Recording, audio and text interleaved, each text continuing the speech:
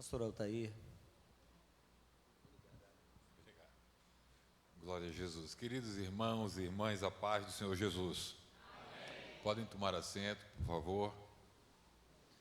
Eu dou muitas graças a Deus pela oportunidade de retornar à Serra e desta feita estar aqui cooperando com essa escola bíblica para jovens. Agradeço o convite e a confiança do pastor Vanderlei. Feliz aqui em estar cooperando e já ter ouvido o pastor Charles. Feliz por rever o nosso querido Emanuel.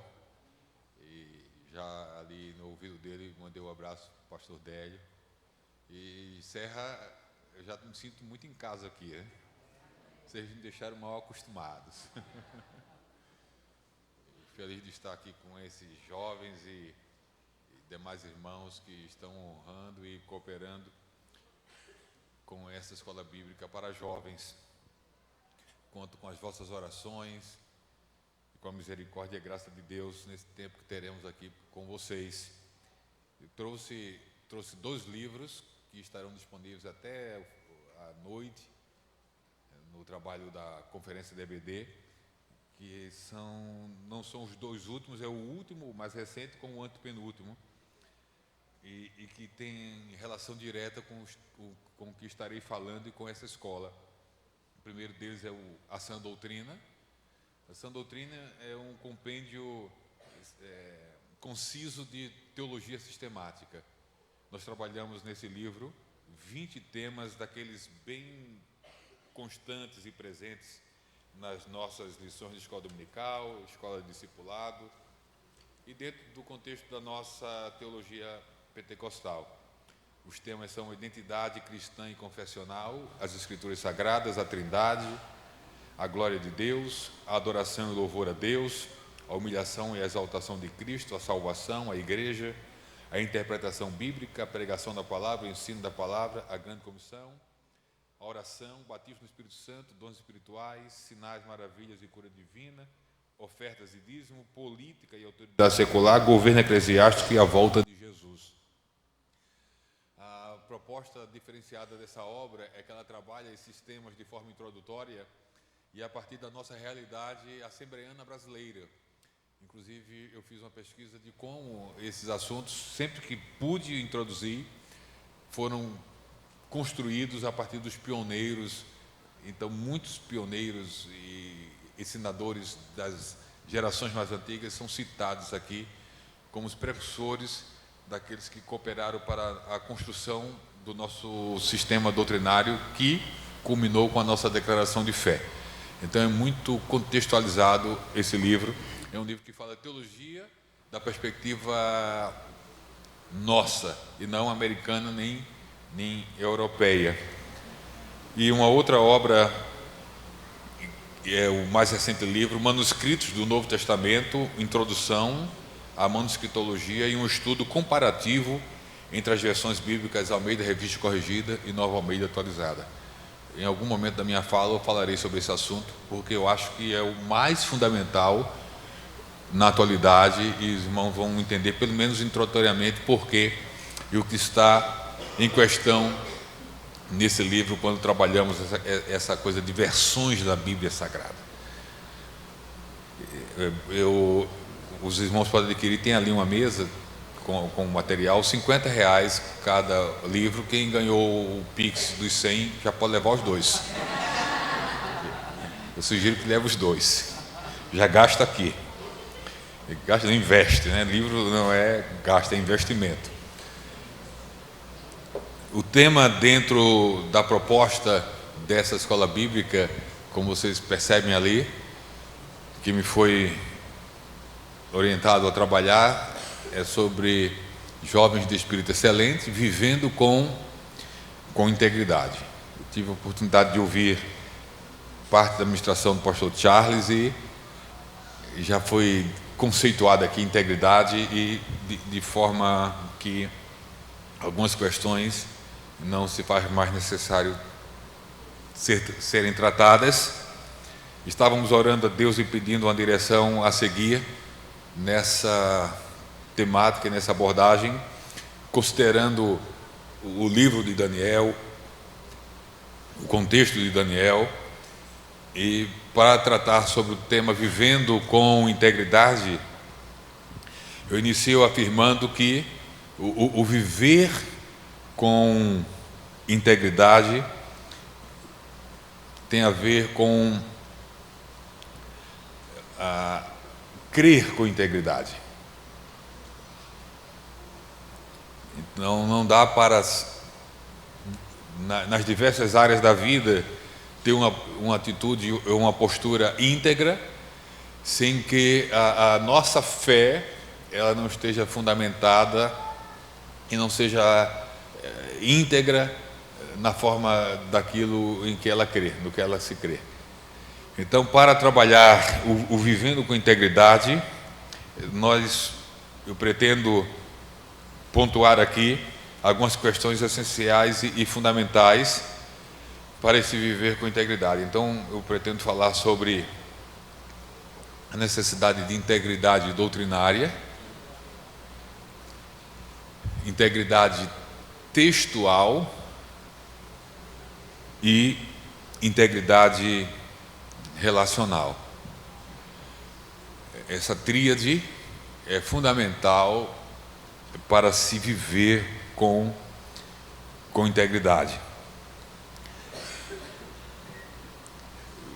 Como já ouvimos na primeira aula, foi muito desafiador para Daniel e seus amigos serem levados cativos e terem que viver aquela vida palaciana e depois a vida social de forma mais ampla na cultura babilônica. Estudo na introdução do livro de Daniel nos revela claramente que as ações iniciais propostas ali para que os jovens hebreus, aqueles selecionados, fossem alvo, eram ações que tinham como proposta todo um processo de desconstrução identitária. Eu vou usar o termo identitário, porque está muito na moda, né? Então a proposta ali era desconstruir todos os elementos fundamentais que constroem uma identidade, que fazem com que uma pessoa compreenda quem é, propósito de vida, objetivo de vida, sua fé. Identidade tem a ver com essa consciência de quem eu sou, de que eu sou diferente do outro e o que me faz diferente. Na psicologia, na pedagogia, a gente trata muito sobre crise de identidade, que é algo muito comum na adolescência. Quem eu sou, qual a minha razão de viver, etc, etc. Então, identidade é algo que se constrói, mas que se desconstrói também. Meu foco não vai ser a questão identitária, vai ser essas questões que eu trabalhei, mas tem relação direta. No processo de tentativa, só para depois vocês revisitarem o capítulo 1 de Daniel, os primeiros versículos, a proposta de desconstrução da identidade daqueles jovens hebreus envolvia ensinar a cultura babilônica, a língua, todos os elementos culturais que formam uma identidade. Conhecimentos gerais, língua, o próprio nome deles é mudado. E uma coisa que marca muito a identidade cultural do indivíduo é a comida. Sempre que eu venho aqui no Espírito Santo, nem sempre, mas aqui e ali eu como a moqueca capixaba e saio muito satisfeito daqui. Então, a tentativa de desconstruir uma identidade cultural que envolve alimentos, por exemplo, é tipo chegar para vocês e dizer: olha, troquem a moqueca capixaba pela buchada pernambucana. Aí você vai dizer: nossa, eu não gosto de buchada, só para... acho que nesse sentido eu sou mais capixaba que pernambucano. Eu prefiro a moqueca capixaba do que a buchada nordestina. Mas enfim, 3 questões fundamentais para viver com integridade. Eu tenho esses momentos com a juventude tenho como muito valiosos. É sempre para mim uma oportunidade de promover consciência nas novas gerações e transferir responsabilidade. Junto com o que vocês já ouviram, ao terminar essa EBJ, vocês vão sair daqui carregados de conhecimento e de responsabilidade, porque a quem mais se dá, mais se é cobrado. Vocês vão sair daqui com uma carga de responsabilidade dada por Deus em relação àquilo que vocês vão fazer com tudo que já ouviram e que vão ouvir. Então não dá para viver com integridade, no conceito que já foi aqui trazido, sem integridade na forma de crer. E a forma como cremos, o fundamento da nossa fé, Deus decidiu que deveria ser registrado, escrito. É a partir da Bíblia, e é na Bíblia que nós encontramos esses pilares, esses fundamentos que manifestam, que revelam a verdade sobre Deus e a vontade de Deus. Então todo o sistema doutrinário e teológico precisa se fundamentar na Bíblia e, claro, existe o risco e existem já o fato de que há distorções doutrinárias em termos daquilo que a Bíblia ensina. Então, integridade doutrinária tem a ver a se manter fiel ao que nós chamamos e que Paulo chamou de sã doutrina ou doutrina sadia, e que nós assim pregamos e nós defendemos. Então, primeira necessidade para um viver íntegro é integridade doutrinária. É preciso conhecer as nossas doutrinas, em que cremos. Já citamos aqui a declaração de fé como praticamente uma interpretação oficial das principais doutrinas, daquilo em que cremos enquanto assembleanos e pentecostais clássicos. Olha, há tempos atrás bastava dizer que era assembleano ou que era pentecostal. Hoje não basta dizer isso. Você tem que... Se pluralizou, se diversificou tanto essa coisa do ser pentecostal, que você precisa de uma série de adjetivos para demonstrar, revelar quem é e no que crê. Então eu sou pentecostal, sou pentecostal clássico e assembleiano. Então isso diz muita coisa. Claro que não vai dar para expandir, mas só para falar da importância dessa consciência e dessa necessidade de integridade doutrinária. Meu Deus, a hora voa, e eu quero, nesse primeiro ponto, falar o seguinte: o que deu, um dos fatores que deram sustentação para Daniel e seus amigos, que são protagonistas do livro de Daniel, foi a consciência e a firmeza doutrinária que eles tinham, ou seja, o seu conhecimento sobre Deus e sua vontade revelados nas Escrituras disponíveis para ele na época. Desde os primeiros livros da Bíblia, eu quero chamar a atenção para Deuteronômio 6,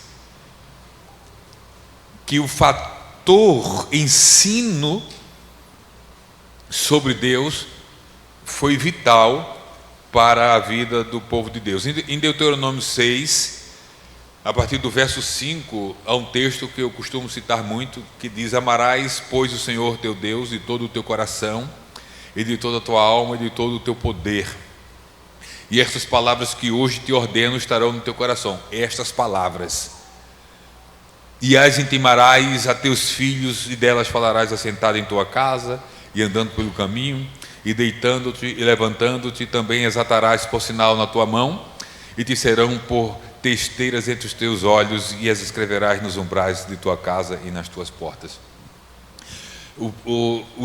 Esses 5 primeiros livros da Bíblia, e em especial o Êxodo, Deuteronômio, Números e Levíticos, são livros normativos no que diz respeito a que Deus inspira Moisés a escrever e a registrar a vontade dele, ia registrar fatos históricos que aconteceram antes mesmo de Moisés ter nascido, como os fatos narrados por Moisés em relação ao livro de Gênesis, que entendemos que foi Moisés também que escreveu.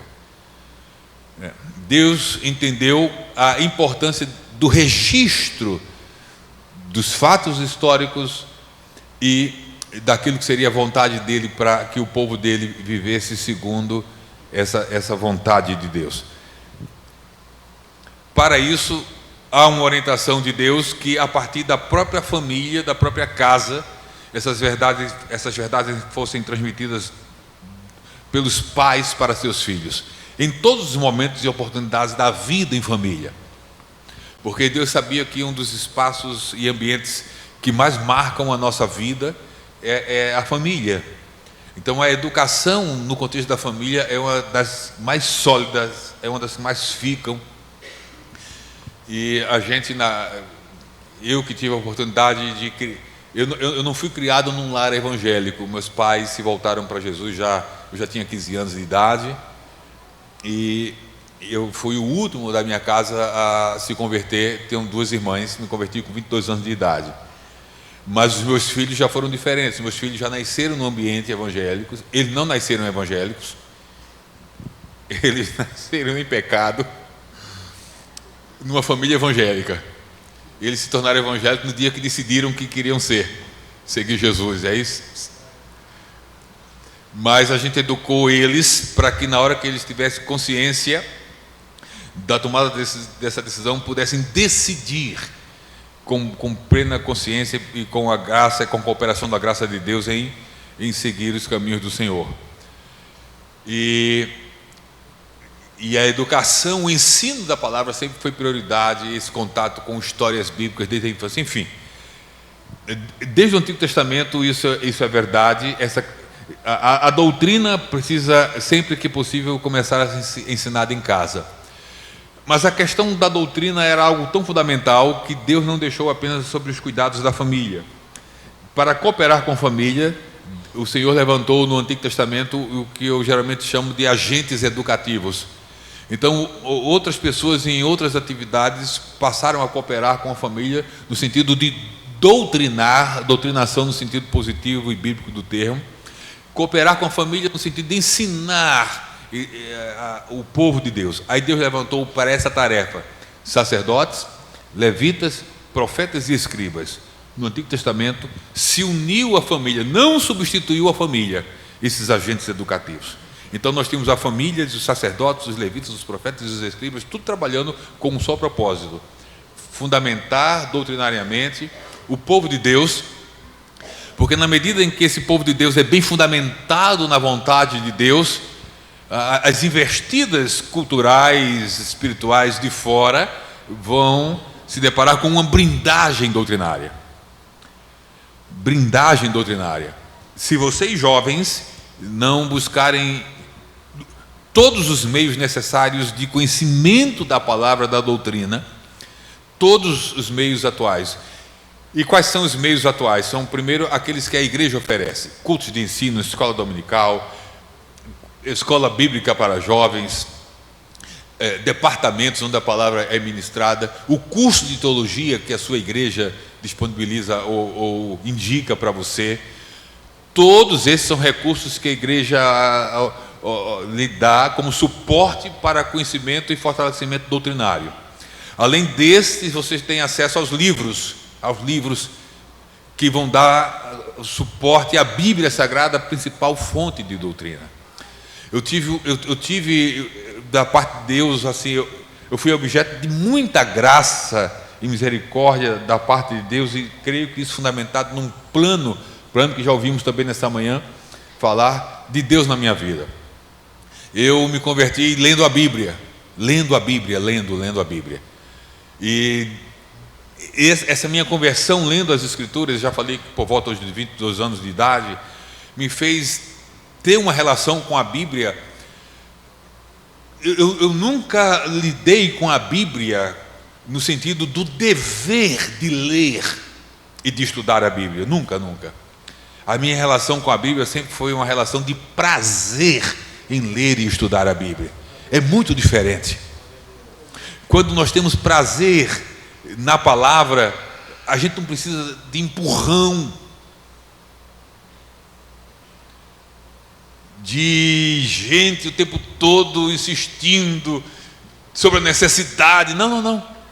Quem tem prazer com alguma coisa não precisa de ninguém fazendo isso, porque o prazer nos impulsiona de forma muito a redundância, prazerosa, voluntária nisso. Se vocês prestarem, e penso que já puderam prestar atenção, e daqui a pouco eu volto para a questão dos livros, o Salmo 119, muito conhecido nosso, tem nuances dessa relação diferenciada do salmista com a palavra, que vai para além do dever de ler, de conhecer a palavra. Por exemplo, eu vou citar alguns versículos do Salmo 119, estão bem marcados aqui na minha Bíblia. O versículo vai ser sempre o Salmo 119, o versículo 35: faze-me andar na verdade dos teus mandamentos, porque nela tenho prazer. Olha, prazer. Verso 47 do mesmo salmo: e alegrar-me-ei em teus mandamentos, que eu tenho amado. O 97, um dos mais conhecidos, versículo 97: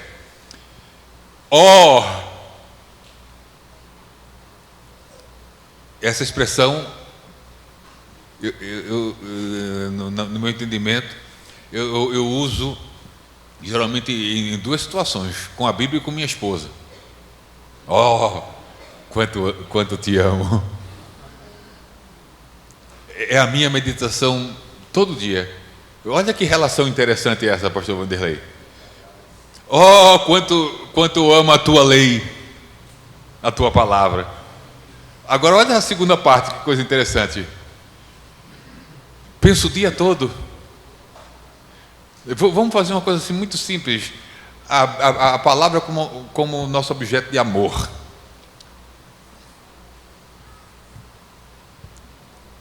Eu amo você. Você não sai da minha cabeça. Para onde eu vou é pensando em você. Penso em você todo dia, o dia todo. Só duas coisas na minha vida, repito, foram objeto dessa realidade: a Bíblia e a minha esposa. E na fase de namorado, hein? Meu Deus, é o dia todinho no juízo. No tempo do namoro lá atrás não tinha WhatsApp, não tinha nada. Se eu quisesse falar com a minha namorada durante a semana, ia para o orelhão, colocava o cartão ou a ficha e ficava desesperado para o próximo encontro semanal. Hoje não, hoje o tempo todo. Eu não quero nem dar ideia de você de repente não abrir o WhatsApp aí e dizer, mandar uma mensagem calorosa aí já estou com saudade de você. Já falou de manhã, já está com saudade aí. Mas percebe? Quanto eu amo a tua lei. Pense em você todo dia, o dia todo. A primeira parte é uma declaração de amor, a segunda é uma prova. Você pode me dizer o quanto ama a Bíblia, e a prova que eu vou te pedir é o quanto você pensa, o quanto essa Bíblia, essa palavra, essa escritura é objeto dos teus pensamentos, das tuas meditações durante um dia. Porque aqui e ali, principalmente da parte das meninas, da esposa, você pode fazer 1000 declarações de amor. Eu te amo, eu te amo, eu te amo. E depois de certo tempo, só de ouvir declaração, às vezes você pode causar um abuso e ouvir o seguinte: então prova, você só diz que me ama, mas parece que não. Prova que me ama. Então o amor exige prova. Provas concretas. Você ama a Bíblia? Aí vamos trocar uma ideia aqui. A Bíblia quer trocar uma ideia com você nessa manhã. A Bíblia. eu vou tomá-la e ser porta-voz dela nessa manhã. Você me ama?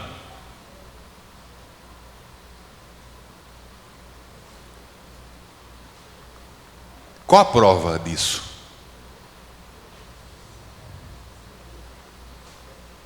Você me ama?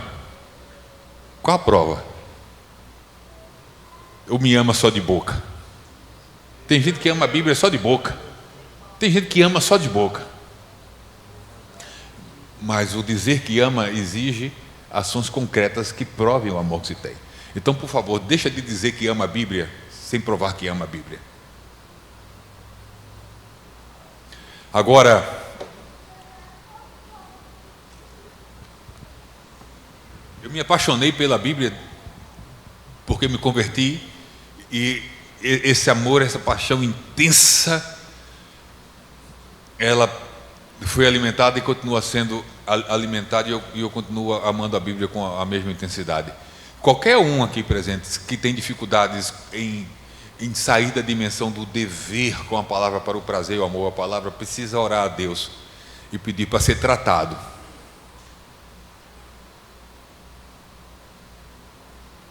Se você entende que não tem provas suficientes nessa manhã do quanto ama a Bíblia, eu acho que é um bom momento de pedir ajuda a Deus, no sentido de que esse amor nasça ou se fortaleça, ou volte a existir e a ser comprovado como um dia já foi. Só não dá para viver dizendo que ama quando as ações não demonstram isso. Eu falava que eu tive a graça de Deus. Eu me converti e foi uma revolução no bairro, no trabalho. Não dá para entrar em detalhes porque foi um negócio louco que acontece assim em torno dos meus amigos que me conheciam, etc., porque foi uma conversão radical e que pegou todo mundo de surpresa. Nem minha mãe e meu pai acreditaram que eu tinha me convertido de fato, mas no ambiente de trabalho, assim como me converti, um grupo de crentes que trabalhavam lá criaram, eu acho, providência de Deus para me dar sustentação na fé, porque eles talvez não acreditassem que ia me firmar,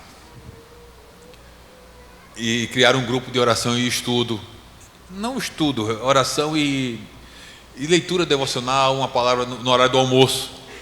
Eram os 5, e havia um rodízio. Numa reunião, um orava, no outro o outro cantava, no outro, e tinha um irmão que toda vez chegava a vez dele de falar, ele fazia uma exposição da Bíblia de uma forma diferenciada. Era 5 minutos de uma palavra, e ele me chamou a atenção. E um dia era Cícero o nome dele, ele era um pastor batista, e um dia eu perguntei assim: irmão Cícero,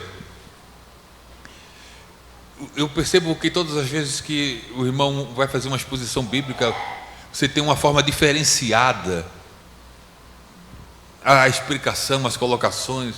Aí ele disse: olha, Altair, eu acredito que, entre outras coisas, isso se deu ao meu treinamento bíblico. Eu sou um pastor batista, e para ser pastor batista você tem que passar por um seminário. Ele me falou que era um seminário, um curso de teologia, etc, etc. E eu disse: puxa, que interessante. E ele disse: olha, vou indicar para você um livro. Eu não tinha nenhum livro ainda, zero, só tinha a Bíblia, não tinha comprado nenhum livro. Ele disse: vou indicar um livro para você que vai lhe ajudar na construção desse conhecimento da palavra de Deus, mas que não fique só nesse livro. Se você puder, faça o curso de teologia também, e depois vá adquirindo outros livros, vai ser muito bom para você. O livro que ele me indicou e que eu comprei foi um livro de teologia, um livro parecido com esse aqui, só que obviamente com uma proposta americana e batista, que foi o livro Palestras Introdutórias à Teologia Sistemática, Henri Clarence Tiguese. Aquele livro, doutrina da Bíblia, doutrina de Deus, doutrina dos anjos, doutrina das últimas coisas, doutrina do Espírito. Meu Deus, como aquele livro me ajudou. Foi o meu primeiro livro. Eu comprei ele em agosto, acho, de 88. E foi o primeiro de todos os livros que eu tenho e de todas as leituras que eu fiz. E me ajudou muito no contexto de fundamentação e solidez doutrinária, acompanhado com escola dominical, com culto de ensino e com tudo mais, até que mais na frente eu tive a oportunidade, não de imediato, de fazer um curso teológico. Mas isso se deu 10 anos depois da minha conversão, por razões muito particulares e pessoais na minha relação com Deus e na orientação de Deus de forma específica para a minha vida. Mas essa integridade doutrinária é fundamental nos dias de hoje, no contexto da igreja, por esses meios e recursos que eu já falei, cultos, reuniões de ensino, livros. Efésios 4:11 fala daquilo que chamamos de dons ministeriais. Já no contexto da igreja, preocupado com a sã doutrina, além da própria família dando respaldo, Deus levantou na igreja apóstolos, profetas, evangelistas, pastores e mestres. Todos esses 5 ministérios lidam com a palavra de Deus. Apóstolos lidam com a palavra, profetas lidam com a palavra, evangelistas lidam com a palavra, pastores lidam com a palavra e mestres lidam com a palavra. O contexto de Efésios 4:11 são ministérios dados, dons concedidos para a edificação da igreja, crescimento. E o texto vai dizer que o Senhor concedeu à igreja esses dons e ministérios, visando o aperfeiçoamento dos santos para a própria obra do ministério e para firmeza espiritual, para que não fôssemos mais levados em roda por qualquer ou todo vento de doutrina. Então é vivendo no nível de integridade, buscando integridade doutrinária, que vai ser possível viver com integridade. Porque essa verdade doutrinária não é verdade só para saber coisas, não é verdade só para saber, é verdade para se viver, para se colocar em prática. Então, toda prática, todo viver cristão, em qualquer contexto, em qualquer condição, precisa estar fundamentado na palavra de Deus. Então, essa doutrina sadia produz um jeito sadio e saudável de viver e agradável a Deus. Então, sem essa busca por maior solidez doutrinária, ficaremos vulneráveis à nossa forma de viver não ser íntegra. Sem integridade doutrinária não dá para se viver de forma íntegra. Então, sem isso, vamos ficar vulneráveis a muita coisa, aos modismos, às distorções doutrinárias e teológicas. Hoje, essa juventude, essa nova geração, eu tenho orado, porque Paulo já falou dos últimos tempos como tempos muito difíceis e só tende a piorar.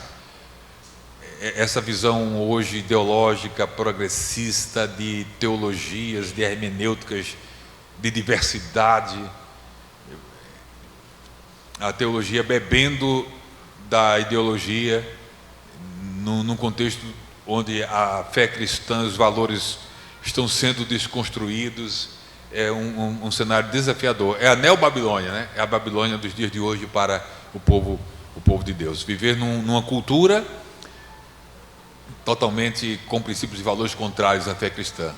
Já foi falado, faculdade, trabalho, tudo, redes sociais, política, o judiciário comprometido com o progressismo, o legislativo, o executivo, continentes inteiros, como a Europa é classificado como pós-cristão e pós-verdade.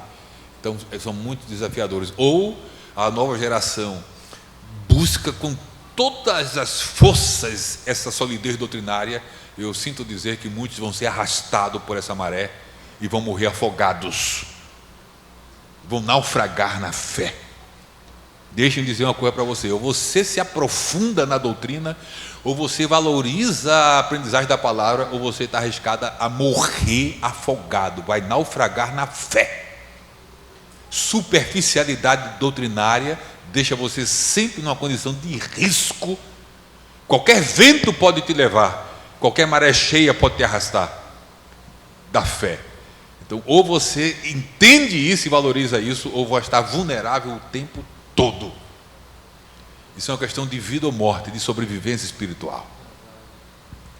Precisa levar isso muito a sério e precisa voltar a pedir a Deus ou reforçar: Senhor, se eu não estou amando tanto a Tua palavra como eu deveria amar, me ajuda a amá-la, a voltar a amá-la como um dia eu amei, ou a amá-la como eu nunca a amei. Mas isso é fundamental. É só movido por amor e prazer à palavra que você vai ter condições de aproveitar e desfrutar dessa palavra o máximo possível, de tudo aquilo que Deus tem para você. E sempre o Espírito Santo cooperando com essa verdade e com essa palavra. Então, para um viver com integridade, é preciso ter integridade doutrinária. A segunda questão que envolve integridade é uma questão que eu tenho militado ultimamente, que está diretamente associada à integridade doutrinária, que é, na concepção de alguns estudiosos eruditos na atualidade, vai ser o grande desafio para as novas gerações. Onde a sã doutrina está fundamentada? Na Bíblia. No texto bíblico. Então, um texto bíblico sadio vai produzir doutrina sadia. Agora, o fundamento da teologia e do sistema doutrinário é a palavra de Deus. Agora, se eu mexo nas estruturas, no fundamento, eu comprometo o resultado. Se o texto de onde brota a doutrina, ele é atacado, esse ataque pode comprometer a doutrina que emana do texto. Então, até tempos atrás, a nossa guerra era contra as heresias, contra as falsas doutrinas. Só que agora estamos num outro nível de guerra. É guerra contra os ataques ao texto, de onde emanam as doutrinas. Não é uma guerra tão nova. A guerra contra a palavra de Deus não é nova, é antiga. E a primeira nuance dessa guerra, dessa tentativa de pôr em dúvida a palavra de Deus por todas as formas possíveis, já começa no Gênesis, com a abordagem da serpente. É assim que Deus disse. Aí já começa a primeira distorção das Escrituras. Mas enfim, integridade textual. Da integridade textual depende a integridade doutrinária. E aqui eu vou falar introdutoriamente, com rápidos exemplos. E Deus me deu a oportunidade de escrever esse livro. Esse livro é uma cooperação para as novas gerações, para entender. Aqui tem dicas e referências bibliográficas para se aprofundar no assunto. É um livro introdutório ao que eu vou falar agora. Integridade textual. Deus decidiu que a verdade sobre ele e os planos dele fossem registrados. Inspirou os autores bíblicos para isso. Os autores bíblicos escreveram, inspirados por Deus. Esses livros que eles escreveram em forma de rolo, de pergaminho, de papiro, diversos materiais e diversos formatos. Esses originais, o tempo desgastou e não sobrou nada desses originais, mas cópias foram feitas antes dos originais desaparecerem, e cópias dessas cópias, tanto que hoje nós temos, tanto do Antigo como do Novo Testamento, cópias dos originais do que saiu da mão dos escritores bíblicos. E claro, para identificar se de fato essas cópias dizem respeito aos originais, há técnicas, há procedimentos debaixo de oração para saber isso. Então nós temos hoje, por exemplo, a certeza de que temos em mãos, por meio dessas cópias que se transformam nas versões que nós temos, aquilo que Deus inspirou que fosse escrito pelos autores bíblicos. Porque é preciso acreditar, e acredito e creio, que o Deus que inspirou os textos escritos pelos autores bíblicos é o mesmo Deus que trabalha para a preservação. Porque não teria sentido Deus inspirar alguém a escrever uma verdade bíblica se o mesmo Deus não trabalhasse para que essa verdade escrita fosse preservada. Então não precisaria escrever, se o próprio Deus não estivesse comprometido com a preservação. E o que eu quero falar aqui a título introdutório, provocar despertamento e curiosidades em vocês, principalmente em líderes de jovens aqui. Vocês precisam levar isso muito a sério, diz respeito às novas versões da Bíblia. As novas versões da Bíblia. Se você usa uma Almeida Revista Atualizada, se você usa uma nova Almeida Atualizada, se você usa uma NVI, uma NVT, uma linguagem de hoje, você tem em mãos um texto corrompido. O Novo Testamento da Bíblia que você tem em mãos, se é uma versão nova, está corrompido. Está corrompido porque há uma cadeia de corrupção textual.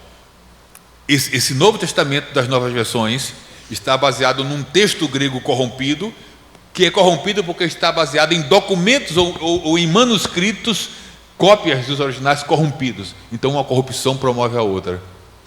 Só que para entender esse nível de corrupção e a gravidade, até onde isso vai e pode chegar, é preciso parar um tempo para pensar e conhecer essas questões.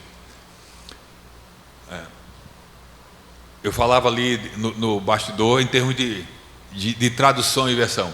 Você vai ouvir muito hoje se falar assim: olha, as novas versões bíblicas são muito boas porque a linguagem é mais compreensível.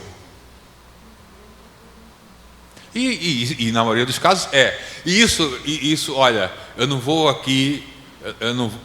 como é que eu posso dizer, estereotipar uma geração inteira.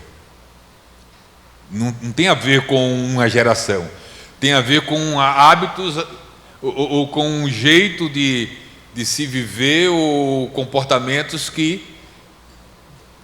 produzidos por uma certa acomodação.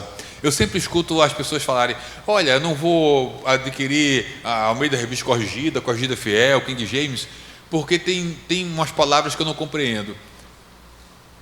E para que serve dicionário? Mas a gente não quer mais consultar dicionário, a gente quer tudo na boquinha, é tudo prontinho. Isso não pega só as novas gerações, não. Tem pregadores aí que quer pegar tudo prontinho, vai na inteligência artificial, pega a mensagem pronta, vai no livro de 1000 esboços, pega a mensagem pronta. Então ninguém quer consultar mais nada. Não quer consultar dicionário da língua portuguesa, não quer consultar dicionário bíblico, nada, quer prontinho.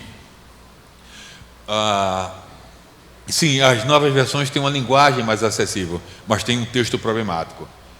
Eu não vou me deter totalmente nisso aqui, vou só provocar em vocês o interesse e o desejo de avançar no conhecimento, porque isso é vital. Escute, se a integridade do texto é comprometida, todo o resto que vem depois fica comprometido. Eu vou citar uns 3 casos aqui, vou precisar da tela, e depois desses 3 casos eu vou fazer uma consideração sobre uma frase e fala que os defensores das novas versões dizem, algo do tipo: as diferenças textuais entre as versões antigas, não é só de linguagem, é textual, e as novas, não compromete nenhuma doutrina bíblica. Eu vou dizer aqui que compromete sim. Mas eu vou citar aqui exemplos práticos. Primeiro, deixa eu dizer uma coisa para as meninas e para os rapazes e para todo mundo aqui: não compre Bíblia pela beleza da Bíblia. A minha Bíblia é aquela de bolsinha cheia de brilho. Não tem nada de errado. Não tem nada de errado. E você tem uma Bíblia, a Bíblia combinando com o seu sapato, com sua roupa. A questão é o texto dessa Bíblia. Não tem nada de errado você ter uma Bíblia desse tamanho, capa de couro, luxo, e ostentá-la assim tal. Não. Qual é o texto? O que está dentro? Então já existem diferenças substanciais em termos de texto que podem trazer dificuldades, sim. Então, primeira coisa, nunca compre Bíblia pela beleza da capa. Só que para entender essa questão, você precisa conhecer a questão que envolve isso que estamos falando dos problemas textuais. E nunca compre Bíblia somente pela linguagem mais fácil. Inclusive, A publicadora ou a editora que entender a necessidade de pegar um texto conservador e íntegro e transformar esse texto conservador e íntegro como as traduções que já temos e dar uma melhorada na linguagem, tipo assim, sabe? Não sei como não enxergaram essa necessidade ainda, mas eu vou tentar conversar com alguns amigos para ver se eles enxergam isso e fazem isso. E aí você concilia linguagem contemporânea com texto íntegro. Agora vamos citar uns casos aqui de diferença, 3 casos de diferenças entre as novas versões e as versões mais tradicionais. Eu vou pedir para que na tela ali, primeiro que você abra a sua Bíblia. Se você tiver uma Almeida Revista Corrigida, vai acompanhar comigo. Eu quero chamá-lo para Mateus capítulo 5. Aqui o pessoal aqui na corrigida, eu vou ler. Agora na tela, por favor, coloca a NAA, Nova Almeida Atualizada. Vê se consegue a versão aí, Nova Almeida Atualizada, NVI, NVT, NT, vai tudo nessa mesma pegada aí de corrupção no Novo Testamento. Mateus 5,44 na NAA, o pessoal vai procurar ali, até me desculpe que eu não antecipei a versão que eu usaria. Olha lá, aquilo ali é a Nova Almeida Atualizada. Eu vou ler aqui e vocês vão me acompanhar numa versão tradicional. Mateus 5,44 diz assim: Eu, porém, vos digo, amai a vossos inimigos, bendizei os que vos maldizem, fazei bem aos que vos odeiam, orai pelos que vos maltratam e vos perseguem. Olha lá como está na NAA. Eu, porém, lhes digo, ame os seus inimigos. Ame os seus inimigos e orem pelos que perseguem vocês. Você não tem aí nesse versículo, bendizei os que vos maldizem, fazei bem aos que vos odeiam. Não tem. Foi excluído. Ok? Mateus 6,13. Foi amputado. Mateus 6,13. Aí tem um caso interessante. E não nos deixeis cair em tentação, mas livra-nos do mal. Aí abriu um colchete, percebe? Abriu um colchete. Pois teu é o reino, o poder e a glória para sempre, amém. Fecha colchetes. Por que existe esse colchete aqui? Porque se você for ler a introdução da NAA, lá está dizendo o seguinte: todos os textos entre colchetes não são considerados parte do texto original. Mantivemos aí por tradição, mas não considere isso como palavra inspirada. Então eles colocam entre colchetes. Agora, eu nem ia nessa direção. Coloca por favor aí Marcos capítulo 16, verso 9. Olha como começa o 16 e 9. Começa com um colchete. Agora, sabe onde termina esse colchete? Vai no verso 20. 12 versículos inteiros, o final longo de Marcos. As novas versões não consideram parte do texto original. 12 inteiros. Deixa eu dizer uma coisa. Bíblia BTX. Não sei se alguém já ouviu falar da BTX. A BTX, você não encontra mais Marcos 16, do 9 ao 20. Tirou. Então isso é uma questão textual séria. Vamos para um último exemplo para avançar aqui. Evangelho de João, capítulo 16. Deixa eu dizer uma coisa para vocês. Eu preciso fazer a divulgação disso aqui. Meu Deus, se Jesus me levar para a eternidade, eu tenho uma missão que eu acho que foi cumprida. Eu apresento aqui, atenção, mais de 250, repita comigo, 250. Mais de 250 casos como esse, de palavras, partes de versículos, e no caso da NVI, quem tem uma NVI, deixa, pode gerar um constrangimento, deixa quieto. Escute, em 2023, a nova versão internacional sofreu uma atualização. Então você tem agora a NVI antiga, que já era ruim, ficou pior. Na NVI 2023, cerca de 16 versículos do Novo Testamento foram tirados. Você não encontra mais. O que estava entre colchetes, na NVI 2023, só ficou entre colchetes Marcos 16, 9 a 20 e João 7, 53, 8 a 11.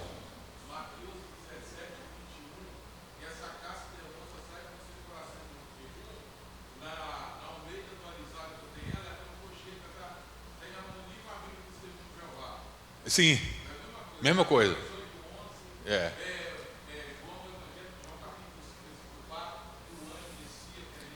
Vou pegar, deixa do irmão, por favor, na tela. Marcos 9, 29. Corrigida. E disse-lhes: esta casta não pode sair com coisa alguma a não ser com oração e jejum. Para quem não gosta de jejuar, um prato cheio, Marcos 9, 29, na NA. Jesus respondeu: esse tipo de espírito só pode ser expulso por meio de oração. E cadê o jejum?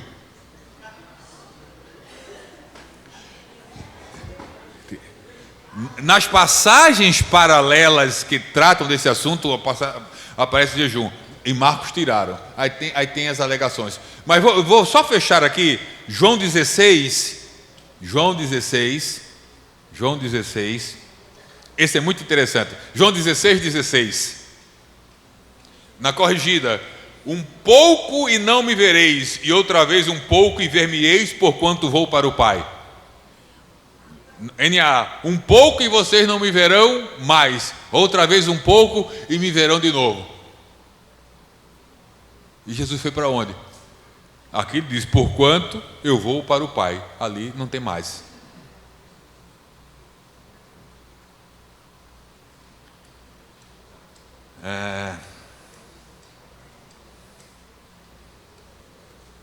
Então não se trata só de linguagem, se trata de diferenças textuais que eu só vou poder ir até aqui com vocês, que afirmam: mas isso não mexe com nenhuma doutrina basilar, fundamental, mexe com talvez a principal. Sabe qual é talvez a principal doutrina que essas variações mexem? É a doutrina da inspiração da Bíblia Sagrada. É dizer que não é inspirado sobre alguns pretextos e alegações naquilo que se pode comprovar que era inspirado. E eu não vou entrar em outras questões aqui, porque desencadearia a necessidade de explicações, mas tem um livro. O livro vai ajudar. É um livro introdutório, você vai entender a questão, pode acreditar. E hoje, o que aconteceu, o que nós falávamos ali no bastidor, foi o seguinte: as primeiras versões e as tradicionais, a forma de tradução delas é chamada de tradução formal ou literal. As Bíblias mais tradicionais, os tradutores traduzem palavra por palavra do hebraico e do grego, uma a uma.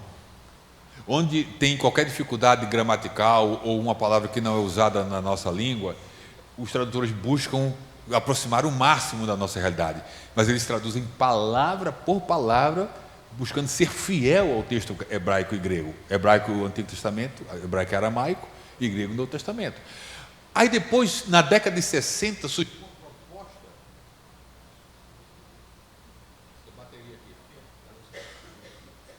O inimigo está furioso. Eu falei que não viu, o inimigo está furioso. A gente sempre busca arrumar a culpa para o diabo em tudo, o problema dele. Então, olha só. Aí depois surgiu uma visão de que, para melhorar a compreensão da Bíblia, em vez de uma tradução formal, palavra por palavra, nós não vamos traduzir mais palavras, nós vamos traduzir ideias. E aí surgiu a tradução dinâmica, que é onde se enquadra a Bíblia na linguagem de hoje, a Bíblia viva. Essas traduções não são traduções palavra por palavra. vamos traduzir a ideia por trás das palavras. Só que nessa tradução de ideias, houve muito afastamento do sentido do texto que as palavras ditavam. E aí surgiu essas versões com a proposta de facilitar a compreensão das Escrituras. Aí saiu da tradução formal para a tradução dinâmica, e agora o que está em voga é a tradução inclusiva da Bíblia. Linguagem inclusiva. No Reino Unido já se tem a NVI com linguagem inclusiva, onde a ideia é combater a perspectiva patriarcal e heteronormativa das Escrituras, por ideologia. Eu não sei se vai dar certo aí, eu acredito que sim. Um exemplo que já está pegando no Brasil, alguém está dizendo, não tem nada a ver. Capítulo 1 de Gênesis, verso 26.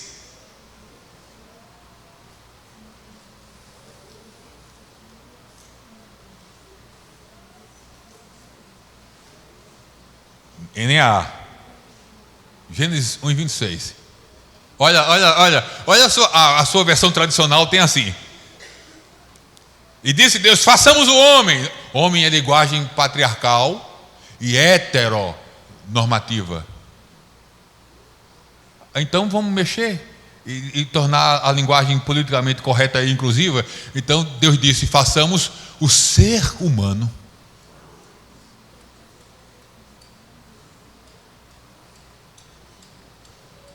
Verso 27.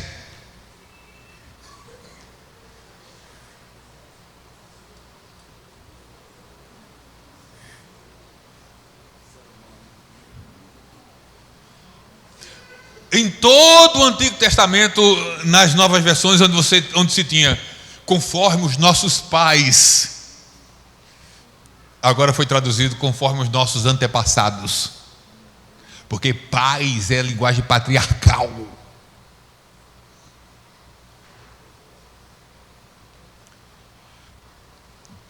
Todo esse processo de diversidade linguística, inclusão, politicamente correto, novas versões, etc., enfraquece a autoridade das Escrituras. A ideia é uma escritura segundo a minha imagem e semelhança, e um texto segundo a imagem e semelhança do meu grupo ideológico identitário. Uma Bíblia segundo a imagem e semelhança dos homossexuais, uma Bíblia segundo a imagem e semelhança dos socialistas, uma Bíblia segundo a imagem e semelhança dos plurissexuais e daqueles que não têm sexualidade nenhuma, ou diz que não tem. Uma Bíblia segundo a minha imagem e semelhança, um texto segundo a minha imagem e semelhança, e não a que Deus estabeleceu. Então, isso é um processo, para mim, na autoridade da sã doutrina, que parte de um texto íntegro. Repita comigo, por favor, isso é uma aula, por favor. Repita comigo: texto íntegro, doutrina íntegra, vida íntegra. Entendeu? Se eu tenho um texto, por exemplo, que mexe com a questão da homossexualidade, de outras questões morais, como fidelidade conjugal, aborto, se eu tenho um texto que me dá a possibilidade de entender isso como uma possibilidade, eu vou ter uma doutrina ou uma teologia construída com base nesse texto e vou viver segundo esse padrão que se afasta do padrão ortodoxo, bíblico, cristão. Então uma coisa está atrelada a essa. A minha vida íntegra depende da crença em doutrinas íntegras, que está fundamentada num texto bíblico íntegro. Eu mexo no texto, mexo nas doutrinas e mexo na vida. Porque no final das contas, todas as Bíblias são válidas, todas as versões são válidas, todas as verdades são válidas, todo jeito de viver é válido. Então, para fundamentar todo jeito válido de viver, eu preciso que todas as doutrinas sejam válidas e todas as versões e textos sejam válidos. Porque você tem a sua Bíblia que lhe dá fundamento para a sua forma de crer e viver. Eu tenho a minha. E a minha tem tanta autoridade como a sua. Percebe a relativização do tudo tempos difíceis. Por isso a necessidade não apenas mais de defender a sã doutrina, mas de defender o texto saudável. Por fim, para um viver com integridade, além de uma integridade doutrinária, além de integridade textual, é preciso integridade relacional. Integridade relacional tem a ver com vida com Deus. E ainda, já ouvimos aqui, quando Daniel e seus amigos tinham integridade doutrinária, porque eles foram formados por sua família, aprenderam de sacerdotes, de levitas, de profetas, de todos que cooperavam para o saber e o conhecer das Escrituras. Então, quando eles chegam na Babilônia, eles têm solidez doutrinária, raízes. Então, nem vem com cultura babilônica que não vai remover a gente dos nossos fundamentos. Eles devem ter chegado na Babilônia com 16, 17 anos. Com 5 começa a instrução formal do menino judeu, sem falar que desde cedinho em casa eles já estão aprendendo sobre as verdades reveladas por Deus. Então eles chegam com 16 anos já abastecidos de verdade sobre Deus. Eles experimentam uma tragédia nacional, mas eles têm consciência que é a mão de Deus. E a tragédia nacional, o exílio, o ser preso, levado cativo, não abala a fé deles. O rei ameaça num outro momento lá, os amigos de Daniel: se vocês não se prostrarem ao som da trombeta, vão para a fornalha, e eu quero ver quem é o Deus que vai livrar vocês. Ele diz: olha, se o Deus da gente vai livrar a gente, tanto faz. O fato é que prostrar diante disso aí não vamos não. Então olha o nível de convicção que esses meninos tinham. Lá na frente, por questões de inveja, há uma armação contra Daniel já maduro, um decreto assinado dizendo: olha, proibido orar para qualquer Deus. Daniel: o quê? Eu vou interromper minha vida relacional com Deus? Eu vou continuar orando. Vai para a fornalha e vocês sabem o fim da história. Aqueles meninos tinham integridade doutrinária. Eles tinham integridade textual. Eu fui buscar integridade textual em Daniel. Daniel capítulo 9.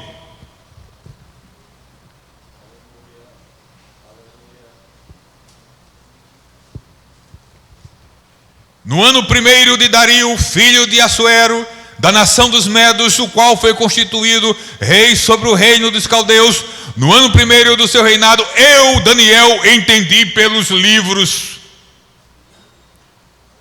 que o número de anos de que falou o Senhor ao profeta Jeremias, era o livro de Jeremias que estava na mão, uma cópia de Jeremias.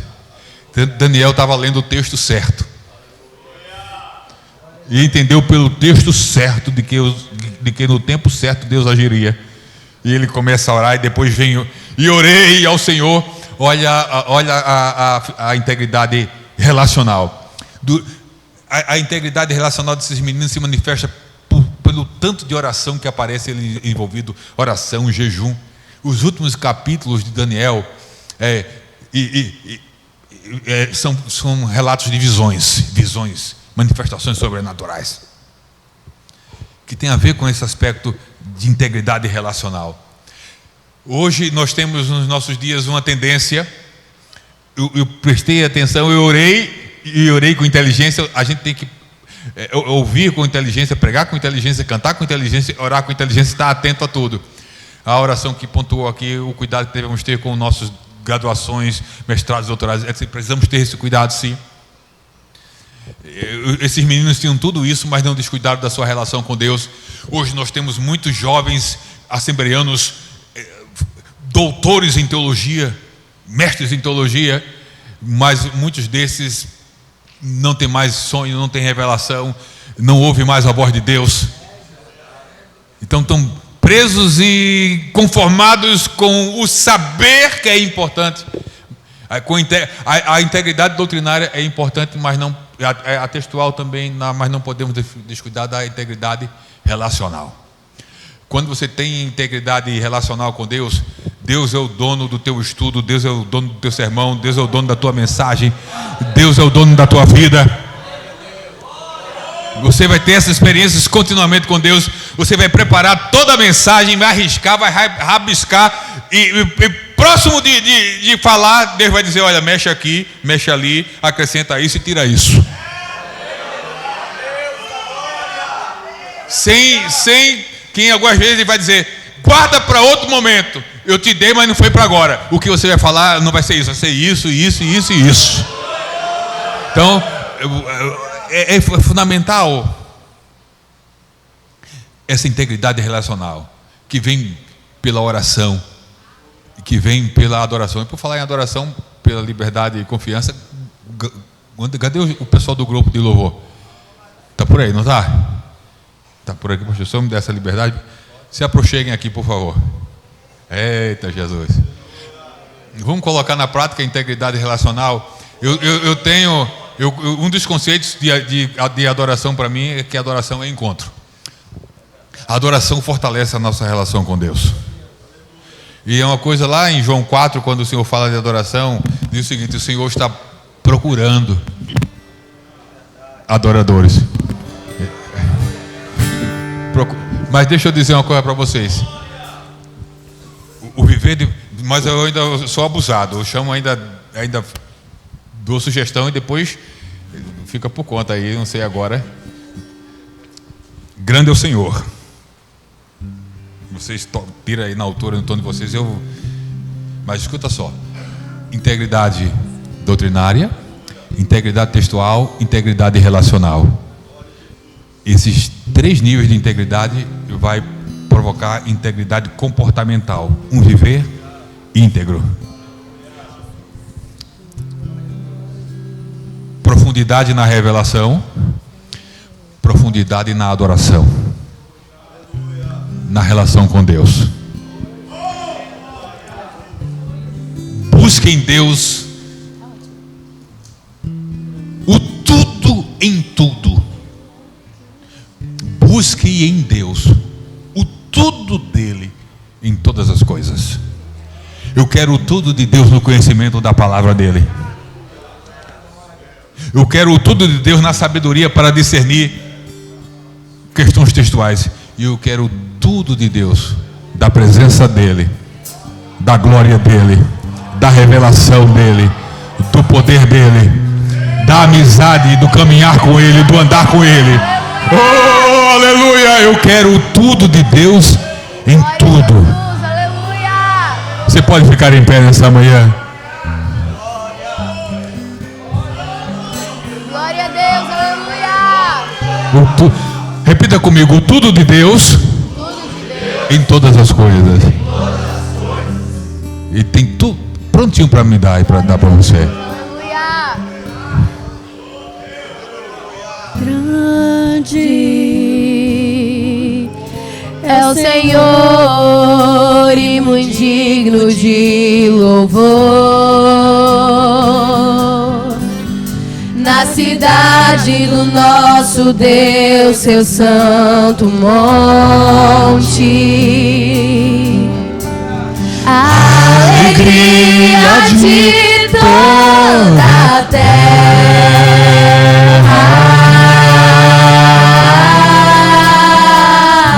Aleluia. Grande é o Senhor em quem nós temos a vitória, e que nos ajuda contra o inimigo. Por isso diante dele nos prostramos.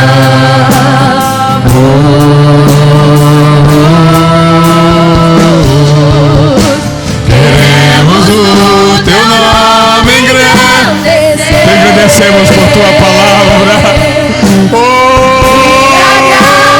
Te agradecemos por tua graça. Te agradecemos pelo chamado. Confiamos em teu infinito amor. Te agradecemos pela salvação. Pois só tu és és o Deus eterno sobre toda a terra e céu. Segura um pouquinho aqui o vocal, o instrumental só como fundo. Então Daniel 2,17. Então Daniel foi para a sua casa e fez saber o caso a Ananias, Misael e Azarias, seus companheiros, para que pedissem misericórdia ao Deus dos céus sobre este segredo, a fim de que Daniel e seus companheiros não perecessem com o resto dos sábios da Babilônia. Então foi revelado o segredo a Daniel numa visão de noite. E Daniel louvou o Deus do céu. Falou Daniel e disse: seja bendito o nome de Deus para todo sempre, porque dele é a sabedoria e a força. Ele muda os tempos e as horas, ele remove os reis e estabelece os reis, ele dá sabedoria aos sábios e ciência aos inteligentes.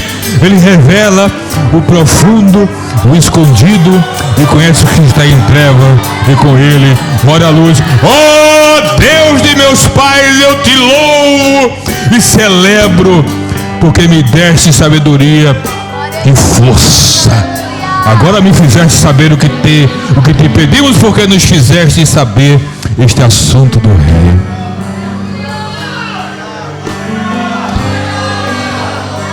Esses meninos eram inteligentes, eram cultos, eram sábios, eram fundamentados doutrinariamente, mas nunca abriram mão da adoração. Nunca abriram mão da adoração e sempre deram a Deus a honra, a glória e o louvor pelo que tinham e pelo que eram. Oh, que Deus derrame sobre esta geração, que Deus continue a derramar sobre a nossa vida a graça que derramou sobre aquela geração, sobre aqueles garotos, sobre aqueles jovens, e que derrame muito mais, e que derrame em abundância, e que derrame sem medida, e que busquemos em Deus o tudo em todas as coisas. Quanto podem mais uma vez adorá-lo e glorificá-lo nessa manhã? Glória a Jesus, aleluia. Grande é o Senhor, digno de louvor. Aleluia. Na cidade do Ô Senhor, nessa manhã desperta e coloca e ajuda teus filhos a amarem mais a tua palavra, a entenderem essas urgências, essas necessidades, a buscarem mais a ti, tua face, tua glória, tua presença. Grande é o Senhor, que sejam cheios do Espírito, da vitória, e que nos ajuda contra o inimigo. Por isso diante dele nos prostramos.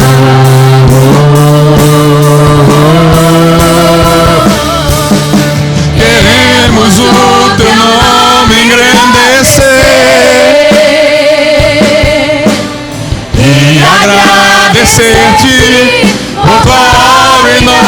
Ela está em processo, a obra está em processo. Grandes e maravilhosas coisas Deus tem preparado e está realizando na minha e na tua vida. Oh, bendito seja o nome do Senhor Jesus. Queremos o teu nome engrandecer E agradecer-te por tua obra em nossa vida. Confiamos em teu infinito amor. pois só tu és o Deus eterno sobre toda a terra e céu.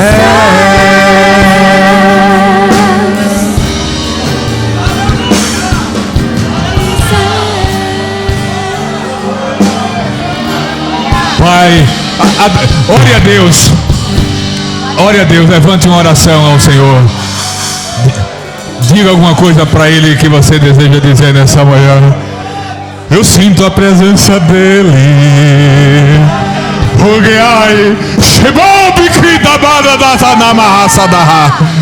Oh Deus de graça e de misericórdia. Como o interesse dele por nossas vidas é tremendo, o amor dele, a graça, a bondade dele.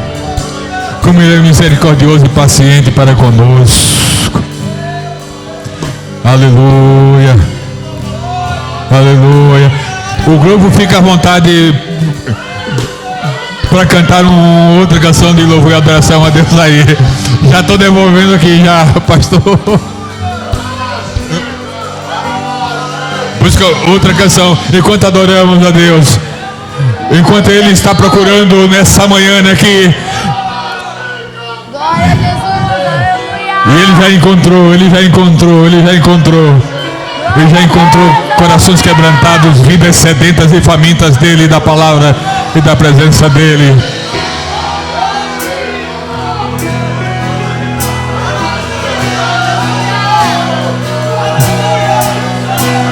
Oh, Jesus!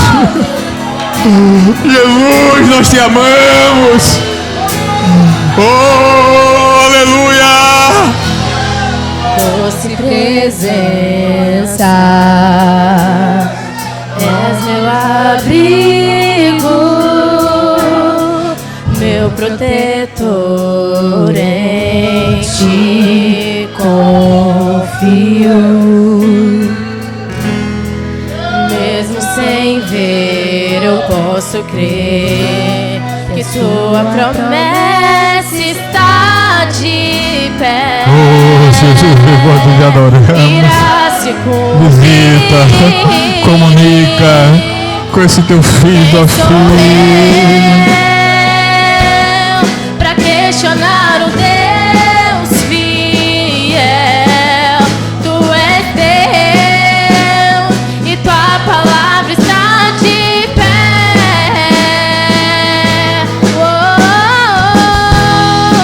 És minha âncora, a minha esperança, em que minha fé firmada está. Eu não temerei, eu não temerei.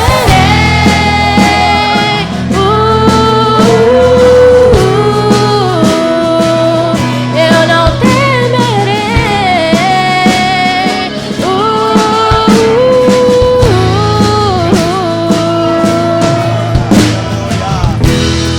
Doce presença, és meu abrigo, meu protetor, em ti confio. Mesmo sem ver, eu posso crer que a tua promessa está de pé. Irá se cumprir.